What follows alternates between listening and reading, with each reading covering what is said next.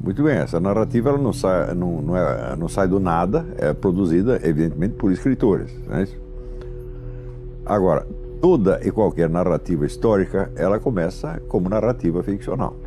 Se você pegar a tribo mais primitiva de índios que você possa encontrar, você vai ver que ali você não tem física matemática, você não tem astronáutica, você não tem computadores, mas você tem poesia épica. O que é a poesia épica? A narrativa das origens míticas da tribo.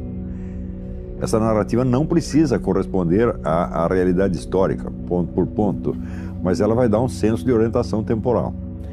Isto é uma coisa que se opera no nível da imaginação, da fantasia. Quer dizer que se a fantasia não tem um senso geral de orientação no tempo, a narrativa não adianta. Isso quer dizer que é inútil você tentar corrigir uma narrativa falsa com obras de história. Você tem que começar com obras de ficção, romance, conto, teatro, cinema. Aí você cria o arcabouço imaginário e, em seguida, a narrativa histórica, propriamente dita, que, vamos dizer, cuja estrutura é similar à da ficção, aí se torna compreensível. Isso aí eu assinalei na última aula do curso Cultura e Política, curso da Guerra Cultural. Em 1964, quando o João Goulart foi derrubado, o pessoal da esquerda ficou todo desorientado. Qual foi a primeira reação intelectual deles? Obras de ficção. Uma série de romances, alguns muito bons, como o Quarupi, do Antônio Calado, Pessacha, a Travessia, do Carlos Heitor Coni, né? A Hora do Rinoceronte, do José J. Veiga. E isto criou o imaginário esquerdista.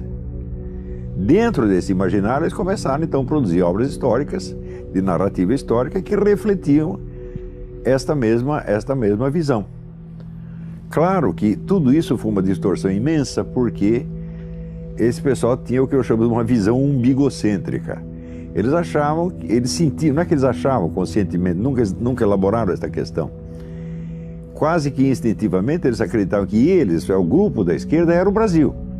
Então a narrativa do destino daquelas pessoas, que eram 10 mil, 20 mil, foi vendida como se fosse a história do Brasil inteiro. O fato é que, por exemplo, naquela época, a época foi muito perigosa para o pessoal da esquerda, sobretudo os que estavam metidos na luta armada. Mas para o restante da nação foi uma época de segurança e de tranquilidade extraordinária. Eles nunca perceberam isso. E se você fala de um crescimento econômico, prosperidade, você tinha segurança de tudo. E eu me lembro o seguinte, quando eu era jovem, a gente saía de São Paulo, moleque, para ir nos bailinhos, sabe onde? Na favela do Rio, né? E depois dormia, sabe onde? Na praia. Não acontecia coisíssima nenhuma, era outro Brasil. Era um Brasil hoje quase mítico, né? Um negócio paradisíaco, né? Isso existia na realidade. Quando acontecia um crime, o crime era um assassinato, o negócio era um escândalo nacional. Isso deu o caso da Aida Cury, a menina que, né, foi morta lá por um grupo de playboys e tal. Tudo isso era escândalo nacional. Agora, hoje em dia, o crime virou banalidade. Então, vamos dizer, a vivência que se transmite na literatura produzida pelos intelectuais de esquerda naqueles anos é a vivência do seu grupo. Tá entendendo? Quer dizer, é um negócio paroquial, na verdade. E isto foi sendo repetido e ampliado em livros de história e acabou se consagrando como se fosse a narrativa concreta, real. Quando não é. Né? É uma narrativa, vamos dizer, limitada ao imaginário muito estreito. Não há uma fonte alternativa a essa narrativa? Não há nenhuma. E aconteceu o seguinte, quer dizer,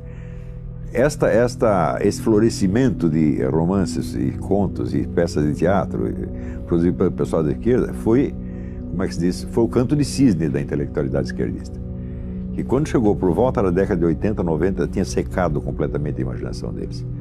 Então, a direita não tinha nada e a esquerda acabou, intelectualmente. Então, morreu tudo. Né? Bom, então, em primeiro lugar, você precisa ver que tudo o que se passou no país nos últimos 40 anos não foi documentado nem no romance, nem no conto, nem no teatro, nem no cinema. Né? Existe uma única cena verdadeira, né? Se você pegar todas as artes narrativas, a única cena verdadeira que reflete mesmo o que está acontecendo é algumas do filme Tropa de Elite. Não o Tropa de Elite 2, que já volta aos estereótipos, aquela autobeatificação, né, da esquerda, com finalidade propagandística, né? Eu vi algumas cenas reais também no filme, não é Cidade de Deus, Central do Brasil. Central do Brasil, exatamente, Central do Brasil. Aquela cena em que o menino foge, a mulher leva o menino de volta para o interior, ele está fugindo dos bandidos e tal, e no interior ele encontra aquelas velhinhas rezando, a igreja, tal, quer dizer, o Brasil antigo. Então eu digo, mas isso é um filme, no fundo ele é conservador, porque ele está falando, vamos dizer, lembrou a Cidade e as Serras do Essa de Queiroz, né? Onde a cidade é o centro da corrupção e o campo é onde se conservam as virtudes humanas, que é uma verdade da vida, né? E você vê que a ideologia do artista às vezes não é tão poderosa quanto a imaginação dele. Os dois diretores desses dois filmes, eles foram ideologicamente traídos pela imaginação genuína que eles tinham. Como se fosse a essência, na verdade. Isso é claro, vamos dizer, a inspiração do artista se sobrepôs à sua própria ideologia. É uma coisa que acontece frequentemente, né? Então é por isso que é difícil você, a não ser que a obra sacrifique a sua consistência artística em favor da ideologia, que no caso ela fica uma obra de segunda ou terceira ordem, em geral é difícil você classificar ideologicamente as obras de ficção, porque elas podem ser interpretadas de um jeito ou do outro, né? Então, de uma certa forma, nós precisamos reconstruir essa narrativa. Sem sombra de dúvida, nós precisamos começar a produzir romances que... Veja, as transformações, se você compara assim, a riqueza da reação literária da esquerda ao golpe de 64, né, com o deserto que nós temos, deserto literário dos últimos 40 anos, né, e você compara assim, o que é um golpe militar comparado com todas as mudanças sociais, econômicas, psicológicas que houve nos últimos 40 anos? É nada. E, no entanto, vamos dizer, o golpe militar suscitou toda aquela literatura.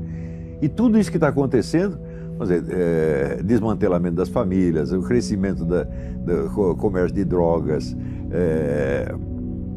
a destruição da educação, nada disso se reflete na literatura, como se não tivesse acontecido.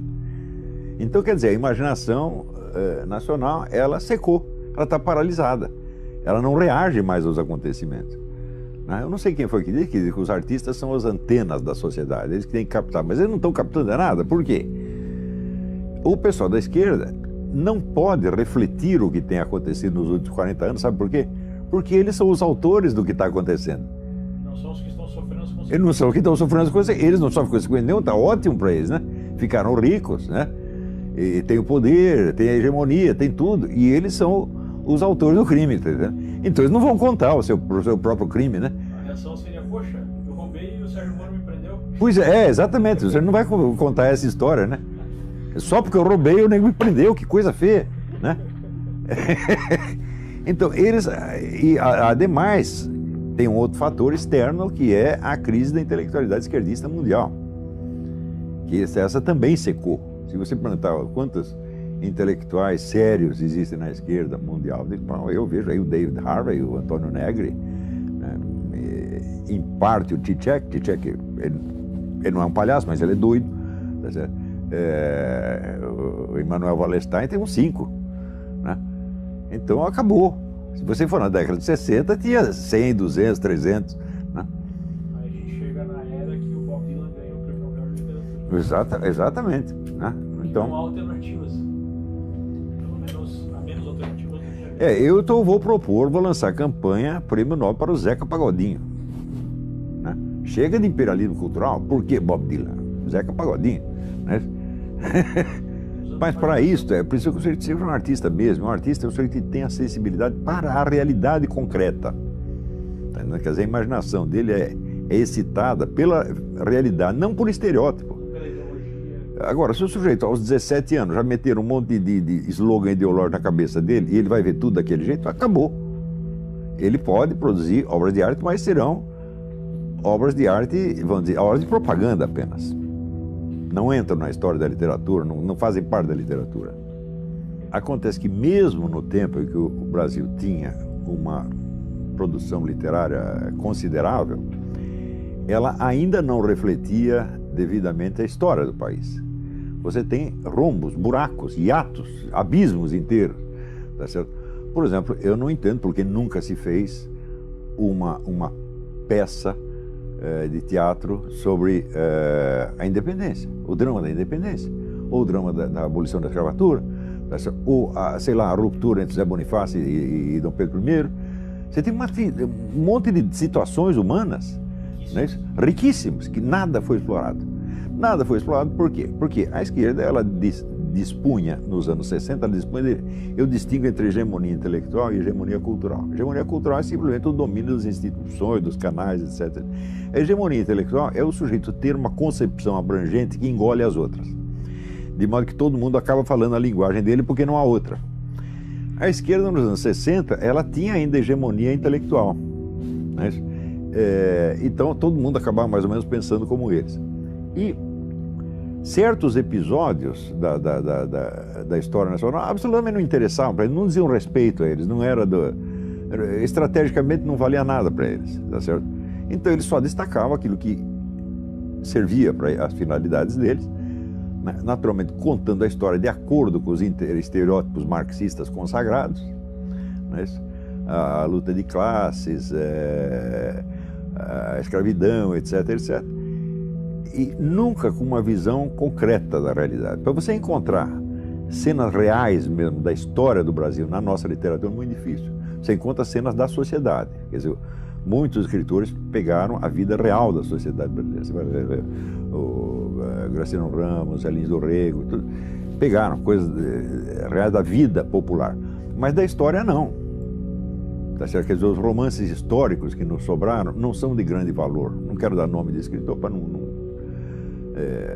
porcalhar a memória deles. Mas os romances históricos não são de boa qualidade. Nós não temos nenhum romance histórico grande. Não existe um Guerra e Paz brasileiro, por exemplo, né? E assunto não falta.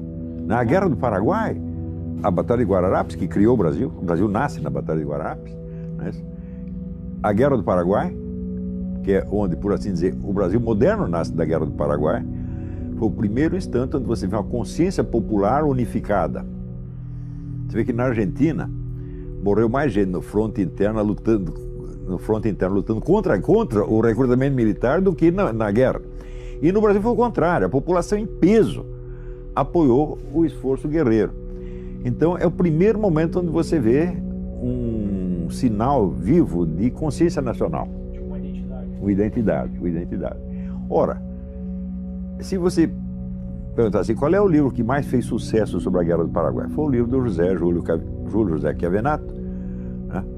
Genocídio Americano, que é um livro mentiroso do começo até o fim, só contra o governo imperial, que depois foi totalmente desmoralizado por um historiador de verdade, que é o Francisco Doratiotto, no livro Maldita Guerra, que esse é um livro pesquisado, sério, que tem o triplo do tamanho do Chiavenato. Mas olha, eu quando li o livro do Chiavenato, eu acreditei. E foi a última, daí eu prometi, é a última vez que eu acredito em esquerdista. Porque depois eu li o livro do Doratiotto e falei, mas olha, o cara me fez de trouxa, porra, de novo. Apresentando a Guerra do Paraguai como se fosse um genocídio praticado pelo governo imperial brasileiro. Quando não foi absolutamente nada disso. Pior, apresentando assim, o governo brasileiro fez a guerra para atender a interesses do Banco Rothschild. Ué, o governo brasileiro pediu um dinheirinho para o Banco Rothschild no fim da guerra. O Rothschild nem sabia a propósito de que era a guerra, né? Ignoraram totalmente, o imperialismo inglês não tinha nada a ver com isso, né? E lê o livro do Doratiotto, você vai ver que tudo que o Chiavenato escreveu é tudo mentira da primeira à última página. Então, esse episódio foi central na formação da nacionalidade. O único livro de grande sucesso a respeito é o livro que cospe em cima, né? Mesmo que ele tenha sido negado, a versão que é aceita ainda, na maior parte dos casos, é a versão que está errada. Eu não sei como está hoje. Eu não posso esquecer que eu estou longe do Brasil há mais de 10 anos, né? Eu não sei o que o pessoal pensa hoje sobre a Guerra do Paraguai. Eu sei sobre o que pensa dos assuntos que estão em efervescência no dia a dia. Mas a visão histórica retroativa. Nas escolas é contado que a Guerra do Paraguai atendeu a interesses ingleses que queria... Então, a mentira do Chiavenato continua vigorando, tá certo?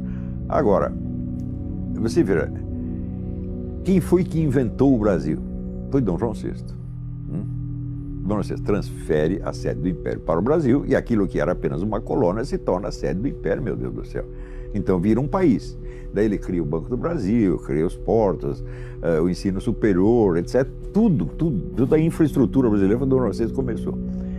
Fizeram um único filme sobre Dom João VI, que é um filme que esculhamba, é um esculacho, é uma sátira grotesca, que é o filme daquela menina Carla Camurati.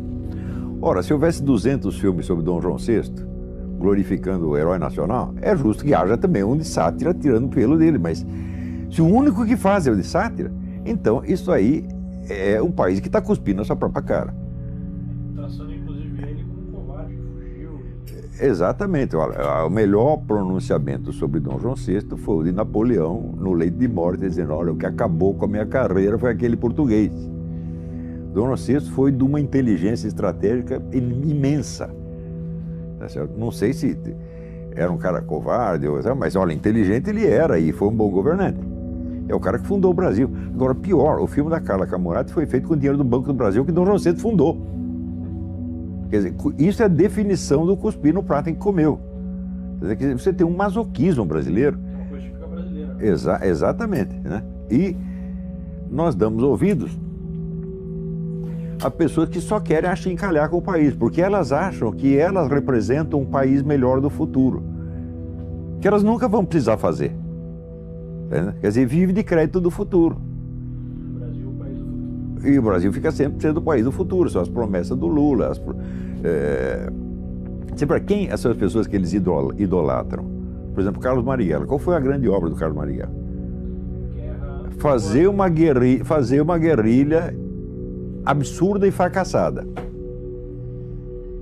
Qual é a contribuição dele para a nacionalidade? Zero. Inclusive o Wagner Moura quer fazer um filme sobre ele. Não estava conseguindo verba. Zero. Né? Então, os tipos que eles adoram são esses. Quer dizer, é uma visão invertida mesmo. Eu já disse que a mentalidade revolucionária se define pela inversão. Então, ele só reconhece o bem sob a forma do mal. Só reconhece o heroísmo sob a forma da covardia. Veja, o grande herói que eles consideram, Fidel Castro, Che Guevara, são caras covardes, porra. Fidel Castro nunca participou de batalha nenhuma. Ele mandava os outros na frente e ele ficava atrás. O Che Guevara, a única vez que ele se feriu numa batalha foi um tiro que ele deu nele mesmo. Não sabia manejar automática e acertou a própria mão. Isso foi o único ferimento que ele levou. Agora, dar tiro em prisioneiro amarrado, ele adorava. Quer dizer, que tipo é esse? Né? É o tipo do cara que diz: você me empresta o Che Guevara 5 minutos, eu dou um cacete nele aqui dentro, faço ele chorar aqui dentro, pedir pinico. Esse cara não vale nada, né? Não tem sequer valentia física. Eu conheço pessoas na esquerda que têm valentia física. Eu já vi. Né? Zé Dirceu tem valentia física. Eu fui testemunha disso 50 anos atrás. Rui Falcão tem valentia física. E ainda existem esses tipos, mas são tudo septuagenários ou octogenários. O resto agora é um bando de frouxos, você está entendendo? Da Segunda Guerra, a participação do Brasil na guerra foi honrosa. Você vê que os soldados que foram para lá, os americanos ficavam impressionados. Falaram: esses caras são loucos, eles não têm medo de nada. Eles iam, metiam as caras e tiveram um desempenho belíssimo lá. E isso foi também um momento de unidade nacional, quando os caras voltaram da guerra. Você veja, quando a canção do Expedicionário, composta pelo Guilherme de Almeida, que pessoalmente era um frouxo, mas como poeta tinha uma bela imaginação.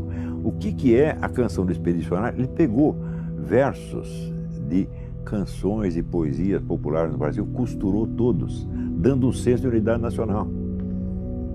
Ele mistura lá um trecho do Zé de Alencar com um samba, tá entendendo? Com a musiquinha do Rio Grande, e costurou e deu um senso de unidade. Aquilo é o símbolo da unidade nacional. Né?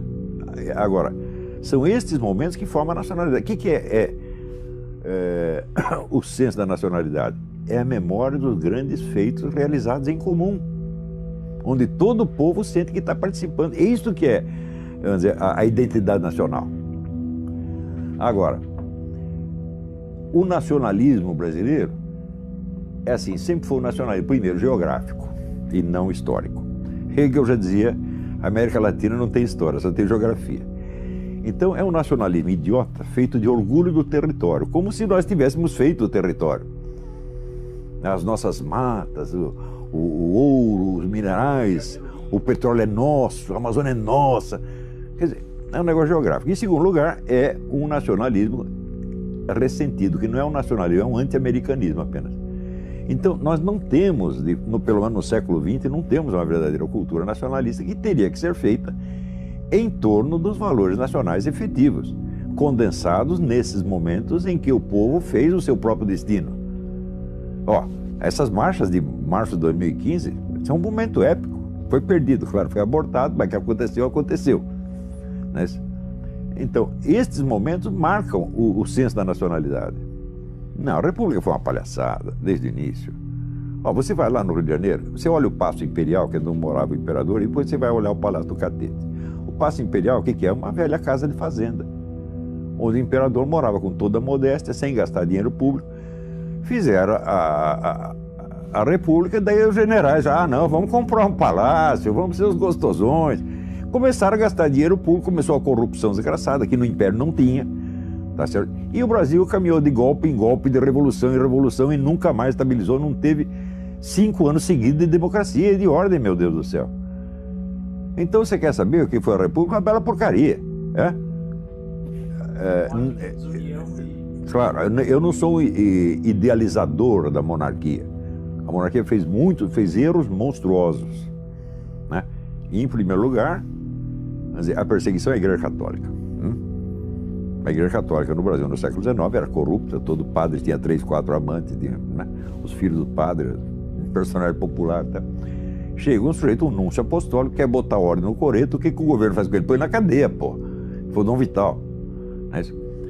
Quando teve a independência, o Brasil tinha 3.000 monges. Quando chegou no dia da República, tinha 8. O governo imperial não deixava os superiores das ordens religiosas fiscalizar o que estava acontecendo dentro, não deixava fundar novas escolas religiosas. Isso, a igreja estava acabando. A República veio de um acordo entre a igreja e uma parcela da maçonaria, porque ali era todo mundo maçom, o imperador maçom, o republicano era maçom, todo mundo maçom. Então tem uma briga interna na maçonaria e a igreja se aliou com uma parte e apoiou a República. Né? Então, a apoio à igreja foi um tiro no pé, evidentemente um tiro no pé. Não é isso? Então, nós podemos dizer que muito do que a gente vê hoje na política brasileira surgiu ali. Claro. Você dificilmente encontra no Brasil algum político, algum estadista que tenha uma visão integral do Brasil. Geralmente a visão é paroquial, ele vê um pedacinho que é a classe dele, o grupo dele. Como pessoa da esquerda, ele só vê o seu próprio umbigo. Ninguém procura captar o Brasil inteiro. Né? Para isso, evidentemente, você não precisa ter viajado o Brasil inteiro. Um pouco de imaginação basta, e um pouco de estudo basta, para você entender como é que as pessoas sentem. Né? Você vê, por exemplo, você vai no Rio Grande, o Rio Grande tem uma certa consciência histórica. Sabe por que eles têm uma consciência histórica?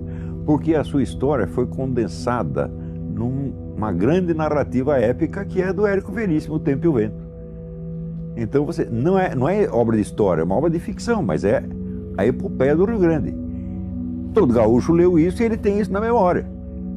Então, você vê, até eu, quando ia no Rio Grande, eu ouvia os caras cantando no Rio Grande, eu mesmo me emocionava, porque eu me sentia participando da história.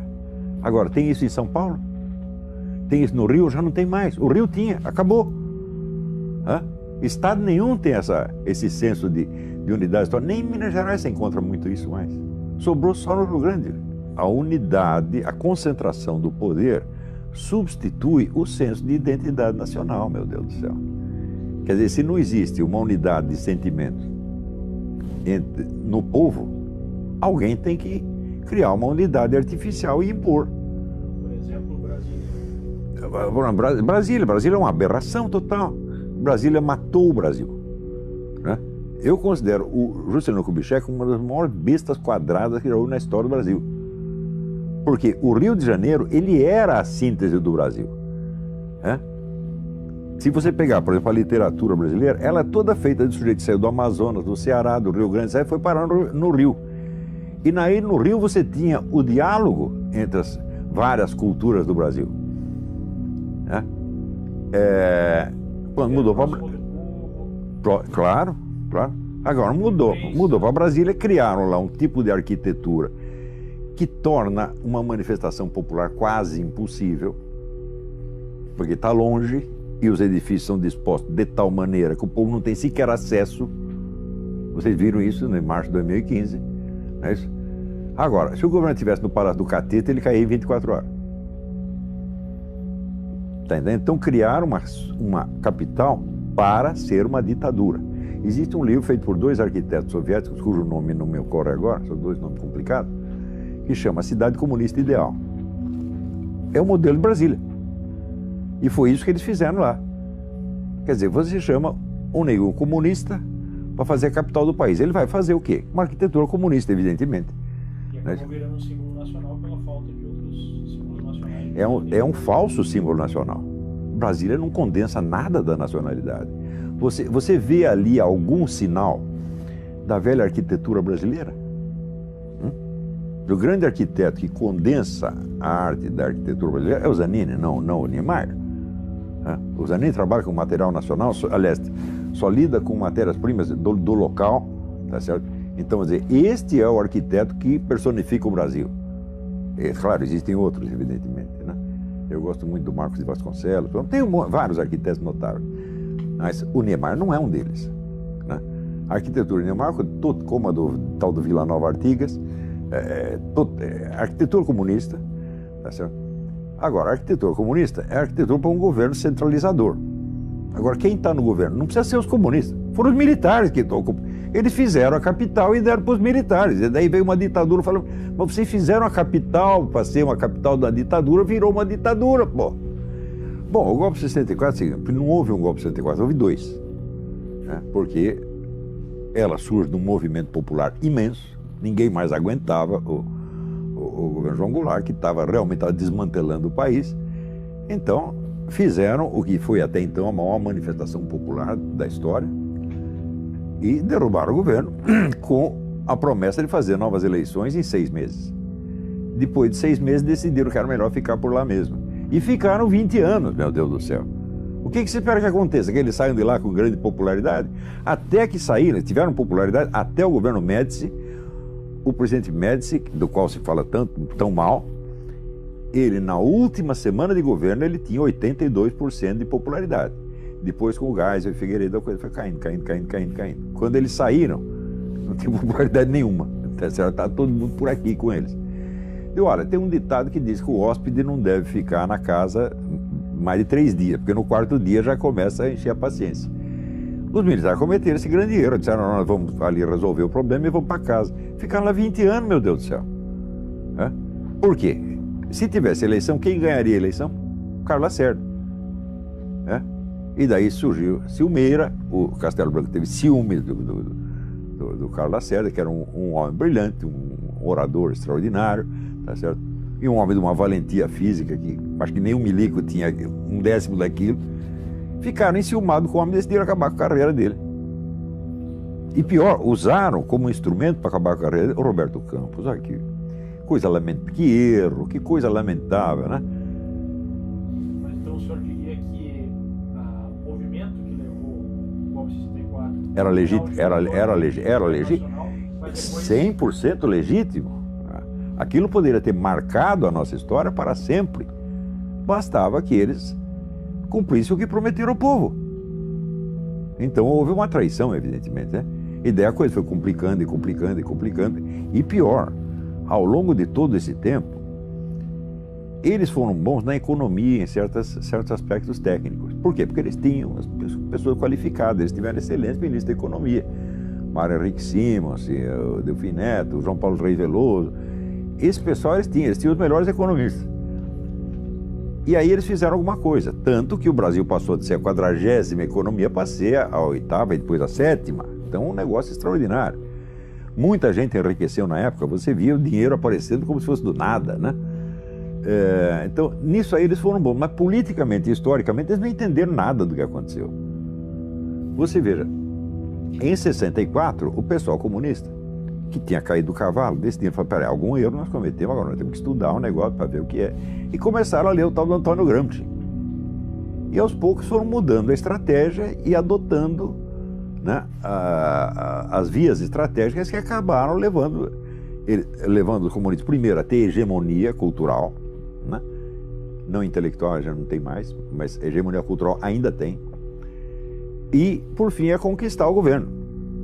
Ao longo de um processo que durou 40, 50 anos, os militares não entenderam, não perceberam que isso estava acontecendo. Se concentraram nas guerrilhas. Se você perguntar para mim, depois que os milicos subiram lá, ficaram 20 anos e tiveram mais poder do que qualquer governo anterior, quantos filminhos anticomunistas eles fizeram? Nenhum. Né? Então, olha, você subiu ao governo, quantos comunistas você precisa demitir, quantos você precisa prender? Você não precisa prender nenhum. É só você fazer propaganda e mostrar o que eles fizeram no mundo, ensinar isso às crianças desde pequeno, a comunista é isso, pá. Pronto. Daí aconteceria com os comunistas, o que acontece com o pessoal do PT, não pode entrar num restaurante que todo mundo cospe na cara deles, que é o destino certo dos comunistas, né? Então, ó, vocês fizeram tudo, vocês são grandes criminosos, nós não respeitamos vocês, nós não gostamos de vocês, sai daqui, vai embora, vagabundo. Né? Isso é a punição certa, que é a punição cultural. Que é mais efetiva. Muito mais efetiva. Agora, quantas pessoas no governo leram Antônio Gramsci naquele período? Ninguém. Hã? Eu aqui fui com o livro Nova Era da Revolução Cultural de 1993, eu aqui fui avisar a milicada de que existia isto. Quanto tempo levou para os milicos acordarem? 8 anos. 8 anos depois, um general escreveu um artigo num jornal militar, dizendo, e é mesmo, tem um negócio do Antônio Gramsci. Daí veio o general Sérgio Coutinho, que começou a estudar o assunto em profundidade e escreveu 2 excelentes livros a respeito. Ou seja, eu já cheguei atrasado no campo, né? E para me dar ouvido, eles deram ouvido com mais atraso ainda. Então, quer dizer, o governo militar não entendia nada do que estava se passando. O que os comunistas estavam fazendo, eles estavam perseguindo os comunistas lá no meio do mato e os comunistas tomando as escolas. Você vê 2 sinais de estupidez do governo militar. Primeiro, criou a sindicalização obrigatória dos jornalistas. Quem fez a campanha sindical? O Partido Comunista. Como é que eu sei? Eu estava lá e eu ajudei. Né? Então o partido sindicalizou todo mundo e já fichou todo mundo. Então, ao fim da campanha de sindicalização, o partido tinha, quer dizer, o cadastro total dos jornalistas do país, sabendo quais poderiam ser colaboradores, quais não, etc, etc. Nos anos seguintes, em todos os sindicatos de jornalistas do país, quem mandava? O Partido Comunista. Frequentemente apresentando 2 chapas. Ah, temos eleição, campanha eleitoral, e elas 2 chapas eram comunistas. Como é que eu sei? Eu estava lá, meu Deus do céu, eu vi, eu participei disto. Testemunha primária, tinha a chapa chefiada pelo Audálio Dantas, né, que falava lá, não, nós temos que tirar esses pelegos, botar um pessoal melhor, etc, etc, etc. Depois eu vi a reunião da chapa nossa com os pelegos, tudo amiguinho comunista. Eu vi isso aí com esses 2 lá. Né? Então, e o segundo erro, a tal da educação moral e cívica. Porque eles não queriam fazer um negócio anticomunista, então eles falaram, não vamos falar contra ninguém, nós vamos fazer uma propaganda positiva, o patriotismo. Né? Então lançaram a educação moral e cívica, tornando obrigatória em todas as escolas. Quem ocupou as cátedras de educação moral e cívica? Os comunistas. Olha, está aqui uma, aqui. A Roxane foi professora disso também, ela era trotskista na época. E o pessoal disse, vamos lá, vamos ocupar as cátedras, os comunistas ocuparam tudo. Então, mas isso é coisa de jumento, evidentemente, né? E o problema é o seguinte, eles dão muita importância à formação técnica, profissional, militar e técnica em outras áreas e desprezam a cultura histórica, literária, artística, etc, etc. Desprezam não, tem preguiça de adquiri-la. O que os torna vulneráveis ao prestígio de pseudo-artistas de TV. Essa é outra cena que eu vi também, aparecia lá, os milicos tudo falando grosso contra as guerrilhas, daí aparecia uma atriz da Globo, os milicos tudo caíram de joelho, em adoração. Quer dizer, pô, que palhaçada, meu Deus do céu. Né? Mantém a guerra só na questão militar. Exatamente. Claro. E não iam participar da guerra cultural porque não tinham cultura. Quem era o grande intelectual dos milicos? O general Golbery. Era uma besta quadrada, meu Deus do céu. O sujeito que escrevia num estilo mau gosto, monstruoso, tá certo? Com uma cultura histórica, literária muito deficiente. E que jamais... Olha, é assim, se você não tem cultura literária, você não tem cultura nenhuma. Você pode estudar, sei lá, astronáutica o resto da sua vida, você vai ser sempre uma besta quadrada. Você não entende a linguagem, meu Deus do céu. Está distante da realidade. Está distante da realidade. A Nova República foi a glória do Partido Comunista, meu Deus do céu. Foi feita para isto. Quer dizer, os militares realmente decidiram ceder tudo. Eles não sabiam mais o que fazer. Nem dava para saber. Depois de você ficar no poder 20 anos, tendo um Congresso que está lá só para carimbar os seus decretos, ou seja, você matou a política. Segundo, eles mataram toda a liderança direitista. Acabaram com a direita ideológica. Por quê? Porque eles tinham a mentalidade tecnocrática. Ainda a herança do positivismo.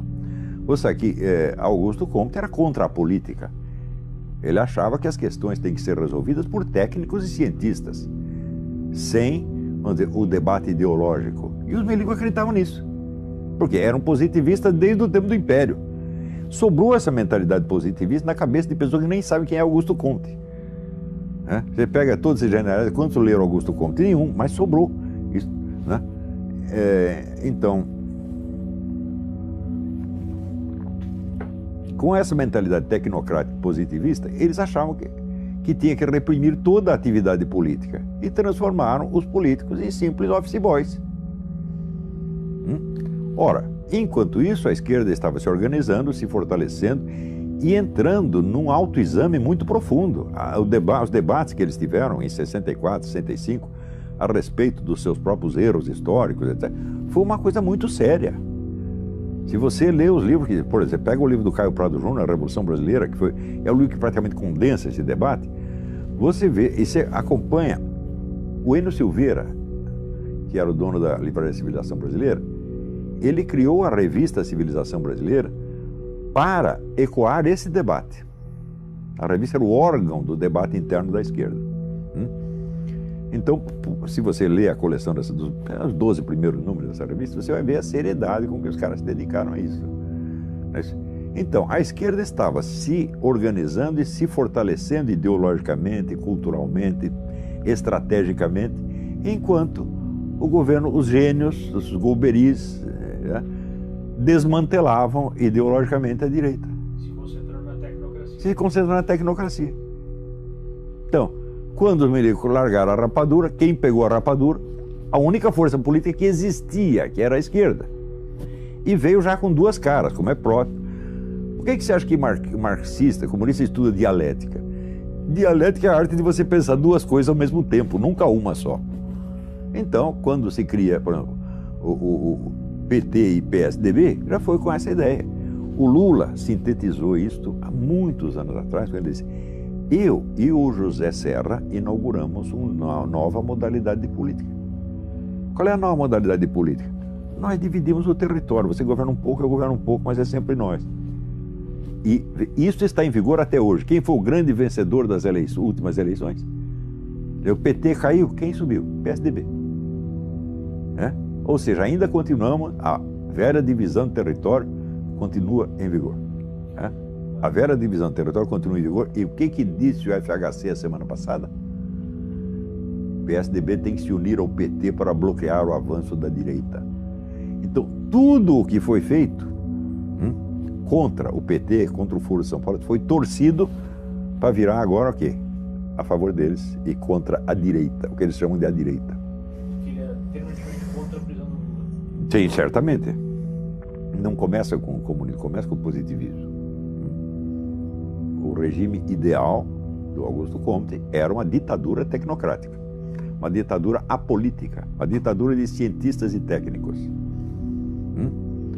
Então, quando caiu o Império, você vê que no Império você tinha uma atividade política intensa. Você lê, por exemplo, o texto do Machado de Assis, O Velho Senado, onde ele descreve a sua experiência juvenil de repórter político, e você veja o nível das discussões na época. Veja o nível dos políticos que tinha na época, o Joaquim Nabuco, Bernardo Pereira de Vasconcelos. Durante todo o Império você teve uma pleiade de grandes talentos na política. Na República já começa a cair o negócio. tá certo? E à medida que este projeto positivista vai se ligado aos militares, mas também absorvido pelo Getúlio Vargas. A ideia do Getúlio Vargas era exatamente a mesma, né? Quer dizer, o Getúlio Vargas fez o que os milicos tinham querido fazer, né? Ele procurava ser um governante apolítico. Se você perguntar qual é a ideologia do Getúlio Vargas, olha, eu te dou um doce se você conseguir descobrir. Você lê os discursos dele, a coleção em 5 volumes chamada Nova Política do Brasil, eu li inteiro, até agora não sei o que ele disse ali. Tinha a arte, né, do embromation, né? Então até o Ortega y Gasset, que conheceu bem a situação, dizia, olha, ele faz política de esquerda com a mão direita e política de direita com a mão esquerda, né? Então é um sujeito politicamente neutro, tanto que o Brasil estava com um regime que era parecido com o fascismo e estava lutando contra o fascismo na Europa, né? Então, até ali, o pessoal comunista não tinha tido um grande relevo, né? Eles cresceram ao mesmo tempo com o movimento integralista, os dois baseados em modelos europeus. Não tinha nada a ver com a situação nacional, não respondiam à situação nacional, exceto de maneira estereotípica, né? Aquela cultura de papagaio e macaco, né? Verde e amarelo, dos fascistas, dos integralistas, né? E a cultura com o discurso idiota da luta de classes, também importada da Alemanha, né? Através da França. Então, até aí você só vê alienação. Pessoas que estavam prestando atenção no que acontecia mesmo eram muito poucas, né? Os comunistas começam a ter força a partir de 64. Ou seja, apesar de existir o Partido Comunista e ter uma empresa no Brasil, ela não era relevante. Não, o Partido Comunista não tem, ele era assim, elegia 2, 3, quando elegia 3 deputados, era uma glória, né? Então era uma força irrelevante. O Partido Comunista começa a ter importância na hora em que ele descobre a hegemonia cultural. Entendeu? O Antônio Gramsci descobriu o óbvio, quer dizer, quem domina o imaginário popular domina a mente popular, quem domina a mente popular domina a conduta política, que é assim, o efeito do efeito do efeito do efeito. Então eles se dedicaram seriamente a ocupar o quê? As universidades, o movimento editorial, a condensar no grupo deles todo o prestígio cultural existente e boicotar os adversários, que isso faz parte da estratégia do Gramsci, não deixar o inimigo falar. Então, por volta dos anos 70, 80, eles já tinham a hegemonia cultural completa. Eles dominavam, por exemplo, toda a mídia. Isso é um negócio fantástico. Quem seguiu a estratégia, digamos assim, soviética, foi derrotado na luta armada. Não, a estratégia soviética era ao contrário, era pacifista. Era o partidão do Luiz Carlos Prestes. Mas não era... Na época, fizeram alarde como se fosse uma ruptura dentro. Não foi uma ruptura, estava tudo combinado. Vocês vão por aqui, eu vou por ali, lá para diante. Quem ganhou, ajuda o outro. Não é isso? A guerrilha se ferrou, então ela foi integrada na política do partidão a título de propaganda. São os mártires, etc, etc. Mas nunca teve uma esperança de ganhar essa Não, guerrilha nenhuma tem esperança de ganhar. Guerrilha não é para ganhar. A guerrilha é sempre um instrumento auxiliar da política. Ela é para obter objetivos políticos. Por isso que esse famoso acordo de paz aí da Colômbia é uma farsa. Porque o acordo está dando para eles tudo o que eles queriam e que, pela via armada, jamais conseguiriam. É vitória definitiva. É vitória definitiva. Tá certo? Então, tá na cara que o Santos se vendeu, né? Então, as guerrilhas foram feitas para fracassar e facilitar. Elas foram boi de piranha. O governo vai em cima das guerrilhas e deixa o pessoal, enquanto isso, ocupar a universidade, ocupar movimento editorial, ocupar órgãos de cultura e tudo. Você vê, durante o regime militar, a esquerda dominava a mídia brasileira 100%. Você não tinha um único diretor de jornal que fosse direitista. Nenhum. Para não dizer que não tinha nenhum, tinha 2 de um jornal experimental falido que foi a Folha da Tarde, que não vendia 3.000 exemplares. Só quem lia eram os diretores e as mães deles. O resto era tudo esquerdista. E eles dominavam, então, a grande mídia e, ao mesmo tempo, dominavam a mídia nanica alternativa, fazendo de conta que estavam contra a grande mídia, que eram eles mesmos, meu Deus do céu. Estou falando, esse negócio de raciocinar por 2 vias, isso é característica comunista. Você está combatendo um lado aqui, você não está vendo o outro. E com isso eles fazem de trouxa liberal, conservador, todo mundo, né? E continuam fazendo. Então, qual era o ponto que você queria que eu... Não, exatamente em que momento a introdução, tipo, fazendo um paralelo com... A entrada do Antônio Gramsci, no panorama mental brasileiro foi um negócio devastador. Foi esse o ponto marcante? Sem sombra de dúvida. O golpe de 64, tá certo? Deu a eles, vamos dizer, a chance desse reexame em profundidade, de uma reestruturação completa, que passou totalmente despercebida do governo. Porque esta não era a função, evidentemente. Então, você vê, um governante comunista que é eleito democraticamente num sistema democrático normal, ele tem a função dupla. Ele tem satisfações a prestar aos seus eleitores de modo geral e ao seu partido em especial. E as duas coisas são conflitantes, evidentemente. Tá certo? Então, no caso do Lula, ele não foi eleito para implantar o socialismo. Todo mundo disse isso. Você pega os documentos internos do partido, ninguém disse para o Lula transformar o Brasil num país socialista. É absolutamente impossível. Tá certo? Então, qual era a função dele? Primeiro, fortalecer o partido, a esquerda, acumular poder. Através do quê? Do roubo. Isto, muito antes do PT chegar ao poder, eu dizia o seguinte: você quer ver o que é corrupção? Põe o PT no poder. Porque a obrigação número 1 dele vai ser roubar para fortalecer o partido. E ele vai cumprir essa obrigação. Então, não foi um desvio das metas do PT, foi o cumprimento exato do programa. E segundo, fortalecer a esquerda latino-americana através do Foro de São Paulo. Ele cumpriu as duas missões brilhantemente. Ninguém reclamou, só reclamaram quando começou a doer no bolso, mas aí já era tarde, já tinham roubado tudo. Qual é a origem dos dois? O Chávez é um oficial das Forças Armadas. Ele tinha apoio militar. O Lula não tinha. Os milicos não estavam contra ele, mas também não estavam a favor, não iam dar um tiro para defender o Lula. Você acha que o milicado ia sair fuzilando o povo na rua só para defender a glória do Lula? Não ia fazer isso. Então, a organização que ele tinha era uma organização de tipo eminentemente cultural, tá certo? E civil, ONGs, etc, etc. Isso era tudo que ele tinha. Então, meios de tomar o poder, de se impor pela violência, ele nunca teve. E o programa não era este.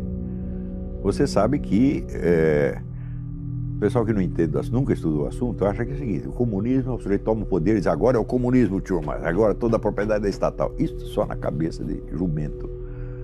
Karl Marx dizia que a propriedade tem de ser estatizada progressivamente, lentamente, através da taxação progressiva.